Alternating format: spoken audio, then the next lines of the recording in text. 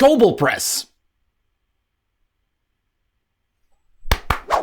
has a ridiculous amount of insanely good and well-written books for 5th edition Dungeons & Dragons. And a question that I get asked a lot is, hey Mr. T, where should I start if I want to get into Kobold Press or the Midgard campaign setting? So here is me giving you my top 5 books from Kobold Press and which to buy in what situation. Hi there fellow role players and game masters, my name is Mr. Tarask and this is still your go-to YouTube channel for everything Kobold Press, and today I want to give you my top 5 books from Kobold Press at this point in time. Now it comes with a little bit of a disclaimer. First of all, don't take this list too seriously because it is my personal list. As a matter of fact, all of the physical stuff right here and right there, and there's some here that I own and additional stuff. It is almost all exclusively good material, and some of it is somewhat situational. But if there's something that catches your interest, make sure to just look into it, see if I have a review on it, because chances are I have a review on it, and just see if you want to buy it. Also, I'm going to cheat on this list a little bit. First of all, monster books, I am not including them, because that would be 4 books on their own. So it would like almost fill my list just being a monster books. So if you want a good collection of random, strong, but incredibly cool monsters to add to your collection, and you want to pit them against your players, make sure to pick up 1 or more of the monster books by Kobold Press. The second thing that I'm going to cheat in, I will make that clear once we get into the first book. If you've been on my channel for a while now, you know I cannot shut up about the Midgard Worldbook. By far the best world building book in my collection. And it is not per se the almost 500 pages thickness of this book that makes it stand out. It is not per se the incredible storytelling in this book that makes it stand out. The incredible world building is not per se what it makes it stand out. Even the freaking cool artwork is not per se what it makes it stand out, but it is actually the little bits of text, the small alinea, sometimes 1 line, sometimes half a text of random almost lore that is scattered across this book that makes it stand out for me. Every page I turn in this thing, every time I open it up, I read something new. Sometimes it's this big of a text, and when I read it, it just immediately makes my brain go on overdrive, and I start building entire campaigns, not just like adventures or whatever, entire campaigns from level 0 to 10 or 12 or whatever, on one ID that is in here. And that is what makes it so good. It is truly a sum of all of its parts, and I think this thing should be in everybody's collection. Even if you're not into Midgard, there's so much stuff to just take out of this thing and put in your own campaign setting. This thing is a must-have. Now, for the cheating part of this video, I want to pair this book with another existing book from Kobold Press, which is Zobeck, the Clockwork City, which is a book that I don't have a physical version of yet, but it is coming, and I will be doing a full video review on it right here on the channel. Zobeck, the Clockwork City, is basically the city book of Zobeck. Zobeck is, for people who don't know, the central focal starting point kind of the Midgard campaign setting. From there on, it's kind of like the crossroads city, so from there on you can go like north, south, east, west, or in any other direction. You can go quest into the old Margrave or into the Scarlet Citadel. You can go everywhere from Zobeck, and it's a perfect starting point. And now they have come with like this insanely cool, I have the PDF, insanely cool city book that has 14 or 15 or so adventures to play in and around the city. It has new classes, it even has some new spells and ways to cast magic in there, NPCs. It has history of this one city, which makes it the perfect starting point in the Midgard campaign setting. For me personally, I think anybody who gets the Midgard Worldbook today should also get the Zobeck Clockwork City book with that. And since we're combining books to make insanely cool packages, I want to combine the Southlands Worldbook together with nothing else, of course, than the City of Cats. Now, the Southlands Worldbook is the main attraction here. This is basically the equivalent of the Midgard Worldbook, although it's somewhat thinner, but it is for the Southlands part of the Midgard campaign setting. The Midgard campaign setting is kind of like based on Europe and like a fantasy version of Europe, while the Southlands is more based on Africa, real world Africa, but in a fantasy version. It is the same incredible storytelling, the same incredible little bits of lore that I talked about in the Midgard Worldbook. It's the same incredible artwork. Everything is just, it is 9 regions, history, new monsters, NPCs, magic items, everything to make the Southlands worth checking out and worth playing. Now, of course, it is very situational to where you actually want to start as a game master and as a player.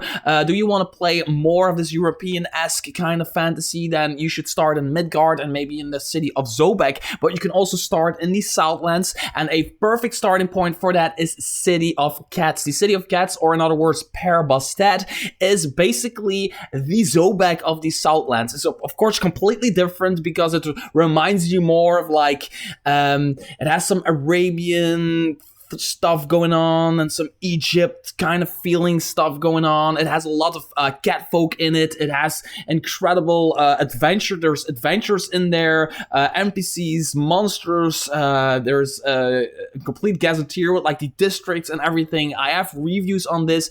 So if you want to start in something a little bit different, these Southlands are really great. One example is about like these little bits of text are the Istigal Raiders, which are a bunch of slave freers. They are ex-slaves. They travel around on the sea of the Southlands and they free slaves. Then those slaves join them and they become bigger and stronger and they get to free more slaves. It's a small bit of text in the Southlands book, but I happen to play and built an entire campaign around it for my players at my table. And that is the strength of the Midgard Worldbook. That is the strength of the Southlands Worldbook. That is the strength of the Zobeck book. And that is also the strength of the City of Cats. Kobold Press has a lot of printed adventures. They have a lot of printed adventure compilations. They have locations that come with some adventures, all of that stuff. Like, for example, Tales of the Old Margreave, which will always be close to my heart because I played it to death. And there are others, but the one that shines through for me has to be Scarlet Citadel. This thing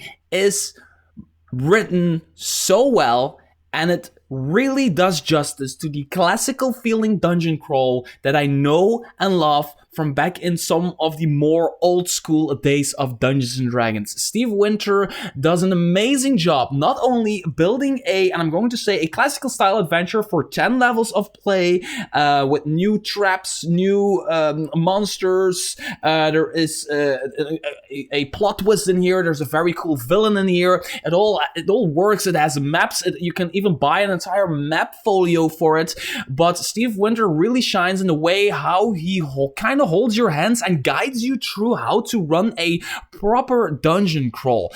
The first part of this book is actually kind of like a dungeon master's guide, but specifically for dungeon crawls. And every time when you get to a section, he's like, hey, remember that you can use dark vision for this, and remember that you can use this rule for that, and remember that you're in a dungeon, it's small corridors, and he's kind of guiding you into how to play a dungeon crawl. And that is what I absolutely love about the Scarlet Citadel. And the great thing about this is, as an experienced game master, you're reading some tips and tricks from somebody who is also experienced game master, but some of the stuff you might already know and just come natural to you. You can just glance over that and you get a really hardcore dungeon crawl, Scarlet Citadel, Dungeon of Secrets. But if you are kind of like more of a newbie DM who is kind of looking to running a dungeon crawl, but you are kind of getting claustrophobic from just thinking about running a dungeon crawl, the Scarlet Citadel is just perfect because Steve Winter really guides you through it and actually little plug, because I need to thank Steve Winter for giving me the idea of the quintessential guide to monster encounters, which is a book that I'm writing right now that you can still pre-order, which is basically the same thing, but for monster encounters specifically. We want to have a guide how to run monster encounters, and then we want to have a bunch of monster encounters with like small tips on how to actually run them and adapt them for your party or your players. And then, least but not least,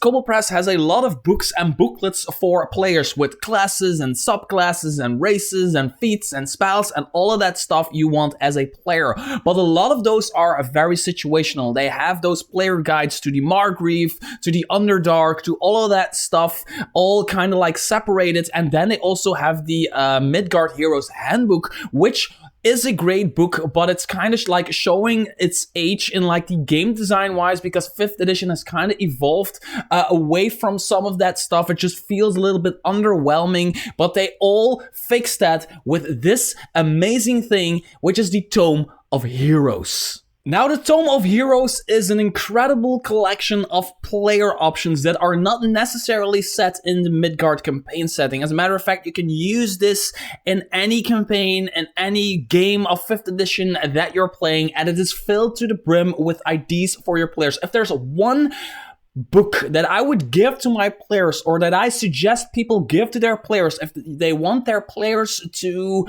play something else than what is in Wizards of the Coast stuff, it is going to be Tome of Heroes. It has 70, not 17, 70 new subclasses like the Circle of Bees, Ways of the Unerring Arrow, Path of Hellfire, School of Black Powder, 20 new races and sub-races, a dozen new backgrounds, a shop's worth of equipment such as firearms, bombs, glide cloaks, new ways of using magic, over 50 new spells, including Fuse Armor, Conjure Fireflies, and Steam Gout. I have a review on this.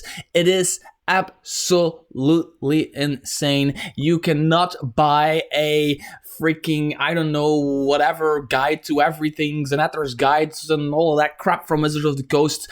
You can buy 3 of those and not get like the same amount of content with the same quality as the Tome of freaking Heroes. And that's it. That's my top 5 of 7 books that I love from Kobold Press. Now, tell me in the comments below if you agree with this list, if you would change some stuff around, or if you just generally hate my list from bottom to the top. It is my list after all, and this is what I think you should buy if you're getting into Kobold Press or you want your players to get into Kobold Press. And until next video, bye-bye.